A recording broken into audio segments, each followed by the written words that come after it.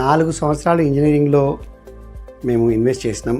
మీరు చెప్పే ఎగ్జాంపుల్ 4 సంవత్సరాలు ఇంజనీరింగ్లో ఇన్వెస్ట్ చేసినాం, 2-3 సంవత్సరాలు అమీర్పేటలో ఇన్వెస్ట్ చేసినాం. మనీ ఇన్వెస్ట్మెంట్, టైం, ఆ రోజు టైం కూడా బాగా మాట్లాడిన ఆయన. టైం గురించి కూడా తండ్రి బాగా ఫీల్ అయింది. కరెక్ట్, మీరు మంచి పాయింట్ పట్టుకున్నారు రాజు, వెరీ గుడ్ పాయింట్. చాలా మందికి ఉపయోగపడుతుంది ఈ పాయింట్.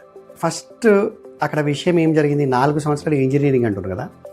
4 సంవత్సరాలు ఇంజనీరింగ్ ఎవరో మంచి టాప్ కాలేజీలో చదివే వాళ్ళు కానీ, లేదా ఏ కాలేజీలో చదివే వాళ్ళైనా కూడా ఒక టాప్ 5% పీపుల్ మాత్రమే ఇంజనీరింగ్లో స్కిల్స్ నేర్చుకొని జాబ్ కొట్టే స్థాయిలో ఉంటారు.